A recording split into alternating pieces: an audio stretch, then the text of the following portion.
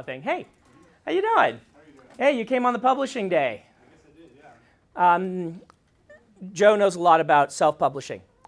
He's been doing it. How's it been going? It's been going pretty good. Yeah. Getting to the point where I have to worry a little bit about self-employment and the taxes. Okay, that's a good place to be.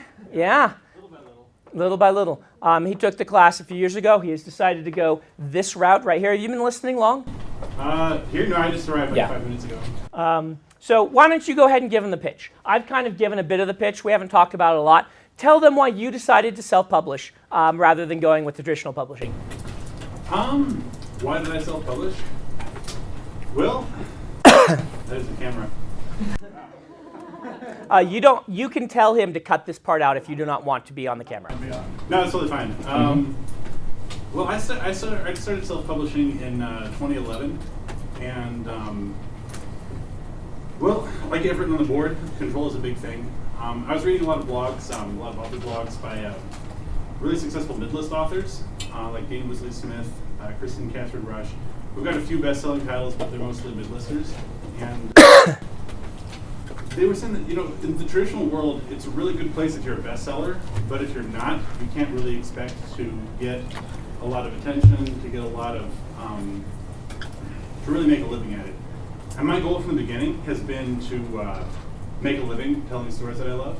And so I figured, I want to write. I'm a writer, and I'm not so much into it for like awards or prestige and stuff, but I want to be able to turn this into a living so that I can support myself off of it. And just the way the numbers play out and other stuff, self-publishing kind of worked. And also, self-publishing is really good if you have, the truth is self-publishing and traditional publishing are really completely different paradigms.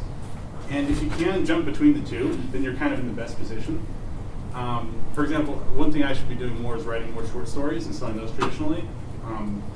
Because self-publishing, if you do it right, you can stand to make a lot more and support yourself a lot better with self-publishing. Particularly on those low amounts of sales. Yeah. 1,000, what is it called? The 1,000 true fans. 1,000 true fans, yeah.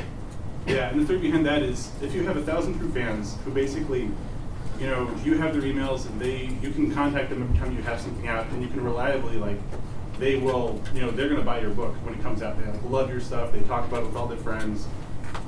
Those guys are going to be selling your books kind of just by word of mouth. And the way the margins are, if you have a book for $2.99, I mean, it's going to be a lot easier to sell, or even just $5, like $4.99. Most of my full-length novels are actually at $5.99, and you make about $3.40 off of those every time you get a sale, generally.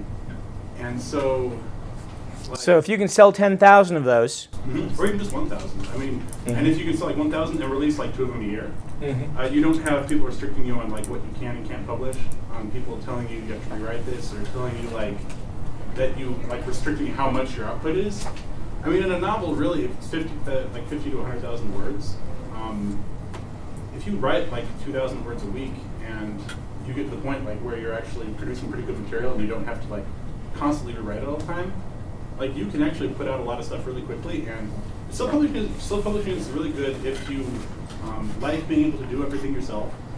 If you're good at figuring out new things, if you're really good at learning how things work out, and if you, it's good if you can write a lot.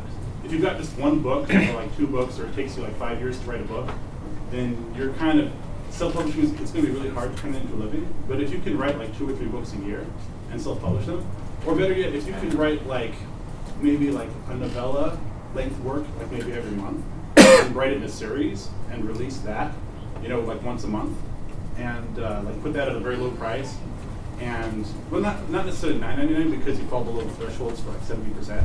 Yeah, but the first one, putting the first one at 99 cents or free, and then getting them to read the rest, seemed like a very good paradigm. So yeah, it works out really well that way. I think the main thing is series, putting a lot of stuff out, and having the first one in the series free is really useful. And Amazon doesn't let you do that. Well, they do. Oh no, they don't let you do that whenever you want, right? They, you get a certain free period for promotion these days, right? Well, it depends how you do it. There's 2 ways to go free on Amazon. The first way is you sign up for KDP Select, which basically means you promise to make your book exclusive like this particular book exclusive on Amazon for 90 days. And then in exchange, they will let you set your book free for 5 of those days, anytime they want. The problem is, like, you have to be exclusively on Amazon, and the problem is if your book doesn't sell on Amazon, you're kind of out of luck. Yeah. Whereas otherwise you can sell on, there's like a whole bunch of other retailers you can sell on. Amazon is kind of the big, they have more than 50% of the ebook market right now. Mine are at 84%. Amazon. Yeah. I mean, I get most of my income on Amazon, but I do get a lot of checks from all the other retailers too. And we like the other retailers because we want Amazon to have competition. Its competition is good for us. Well, the traditional Okay. is not giving them any competition, so. Yeah. Well, So. But Yeah. the other way to do it is to make your book free on another site, and Amazon will price match maybe. And you can't really tell when they're going to price match or how long it's going to be price matched for. There are kind of glitches in it. Sometimes it'll be matched for like 2 months and then it'll come back.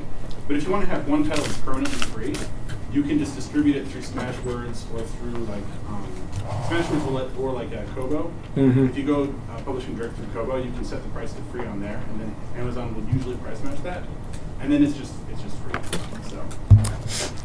So, there's a lot more to talk about here, and we're probably going to have to put a bunch of this off till next week. But let's have you guys fire off a few more questions, either for me, for Joe, and... I'm looking at your Warbreaker contract Yeah. right now, and it has like a word count in there. Is that standard? That's fairly standard to say it's expected to be this word count. It is not required. It's very negotiable. Oh yeah, we need to finish this. Yeah.